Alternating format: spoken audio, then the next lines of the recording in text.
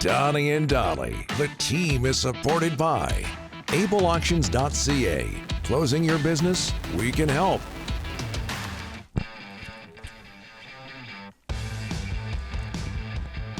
Tuesday, and all of our guests today brought to you by our title sponsor, Able Auctions, ableauctions.ca. And those guests include TSN Scouting Director Craig Button. Is Craig still in Toronto?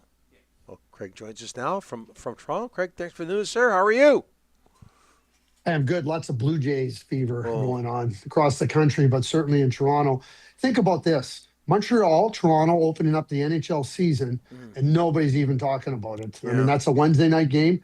The best thing that could happen for the Leafs is that the Jays win Game 3 and they get the attention.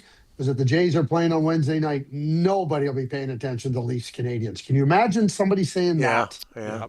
I don't know how long you've been in Toronto, Craig, but were you able to go to Rogers Centre and see games 1 or 2 or both? No, I wasn't able to get to a game, to those games. And to be straightforward with you, you know, the ticket prices are pretty astronomical. So, you know, you get a pretty good view from your couch watching it on TV. I'm shocked at this. You don't have any connections there to get in that building? Come on. You know, I'm Big surprised. shot. Big shot. I'm waiting for the World Series, guys. Oh, there you go. Well, I tell you, look at the path, and I wouldn't be surprised if it happens. Craig, we're wondering today, I saw you on TSN last night, very Don Johnson, still no socks, which you've been rocking, I think, for most of the summer with the dress shoes. Yeah. Look good. We're wondering how long that's going to last.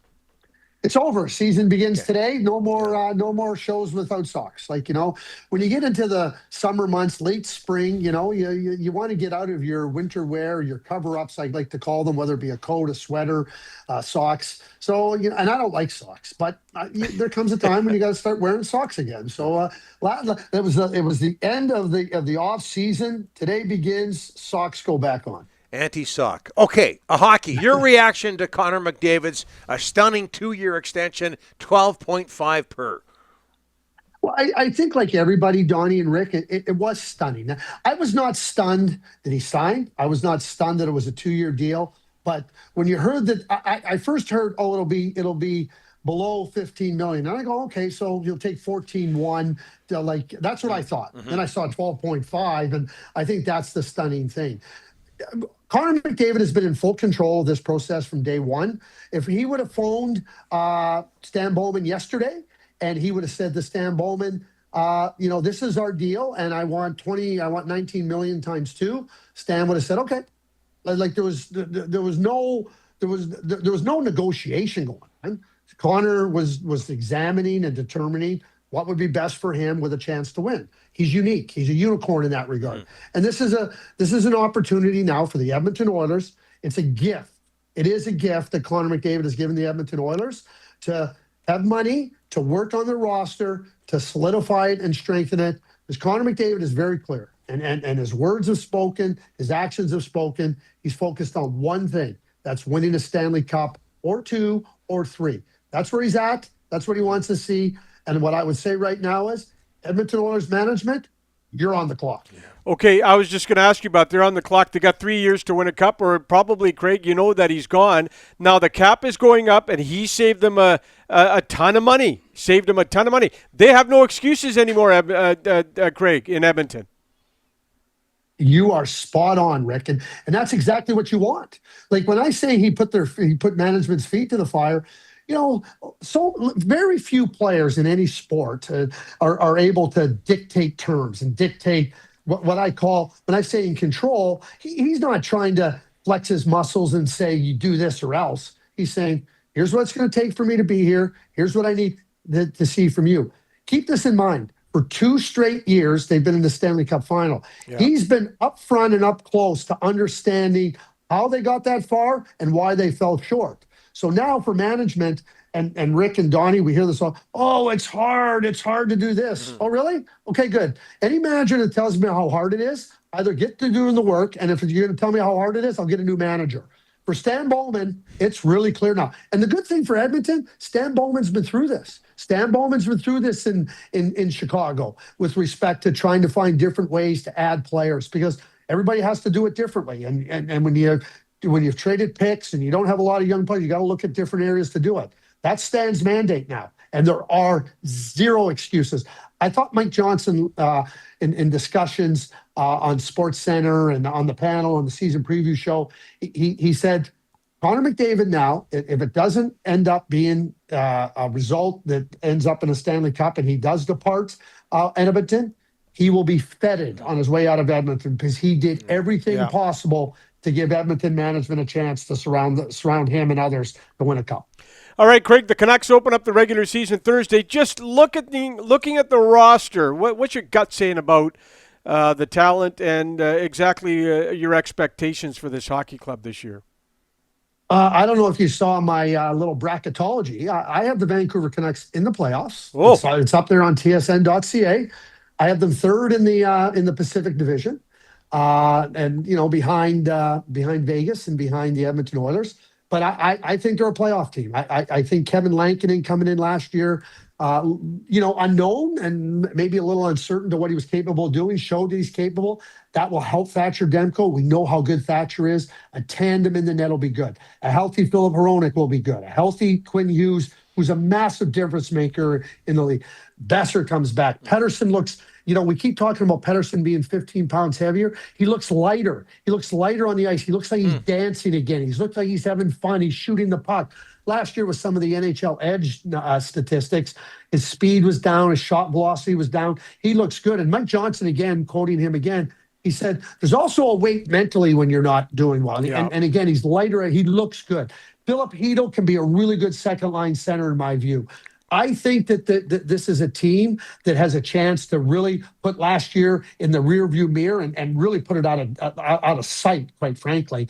And I think some of the younger players that went through the grind of winning in the American Hockey League last year are going to help the Vancouver Canucks this season. And so I see them as a playoff team. I think they're talented enough. I think they're good enough. I'm not going to get into the what ifs. Oh, yeah, health, injuries. No kidding. But I think as constructed and the players they have available to them, I think they are a playoff team. Hey, Craig, Ben Coots isn't the only 18-year-old that's made an NHL roster. There's a kid from Coquitlam.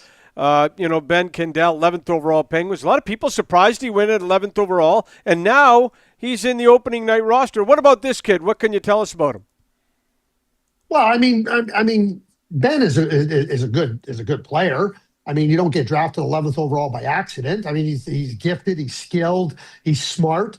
And now you go into a situation in Pittsburgh where they're trying to go younger. Kyle Dubas has said we want to inject some youth into the lineup. That they haven't had that opportunity. Harrison Brunick is also another player starting there, a 19-year-old that played in Kamloops. But it speaks to a team that doesn't have enough talent, doesn't have enough skill. Yeah. Do I think that Ben Kindle's ready for the NHL? No, I don't. I don't think he's physically ready. I think maturity comes in different forms. But if you come into camp and you show that you can hold a spot, that doesn't mean he's going to be there for 15 games. It doesn't mean he's going to be there for 5. He's earned a spot. Let's see what he can do. I'm one that says, the NHL is a different animal. And when you're 18 years old and you're light physically, I think going back and being a dominant player, having a chance. I mean, he wasn't even invited to the World Junior Summer Camp.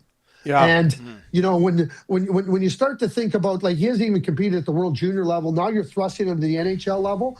I've seen too many examples of kids being pushed ahead too quickly. Not because they're not talented enough, but I just don't see them ready. And the NHL is unforgiving. I tell young players, if you're not ready, the NHL will chew you up and spit you out like nothing. I hope it doesn't happen to Ben. It's not what I'd be doing. Okay, and quickly, Craig, I'm looking at tsn.ca right now. Buttonology, your bracket for the playoffs 2026. You do have the Canucks in the playoffs taking on Edmonton, but you have Vegas winning the Stanley Cup. How come? I think they're deep. I know they traded Nicolas Waugh, who's been a really good player. Colton Sissons is a good player. I don't think people realize how good Colton Sissons is. Yeah. Colton Sissons is like an exact replica of Nicolas Waugh. Jeremy Lauzon is a hard defenseman. And so they traded Nick Hague because of dollars. They get Jeremy Lauzon. I don't think, Alex Pietrangelo leaving. I mean, that's a blow to their lineup. We to their blue line. But they got other good players. Shea Theodore is a top-notch player. Noah Hannafin's a really, really good, strong player. Braden McNabb, one of the most underrated support players when I talk about defense tandem. And that allowed them to get Mitch Marner. A healthy Thomas Hertl, a healthy Mark Stone. Again, we go back to health. I see a team that's deep, and we know that they lost some good play. And Pietrangelo certainly is a senior, but I see the goaltending as strong. I see a well-coached team, and I just see at this point in time a team that's formidable. And hey, listen, there's other teams. Don't get me wrong. There's other teams, but I have to put a stake in the ground. So why not put my chips on Vegas? Pun intended. Yeah. And Las Vegas, Nevada, a place where you can get away, no socks, dress shoes. No socks. It all fits, Craig. It all fits. Thanks for this. I can also dress up as Elvis if I go to places you can go do that. Well, if that happens, we want to see it, okay? I'll hold you to it. See you guys. Okay.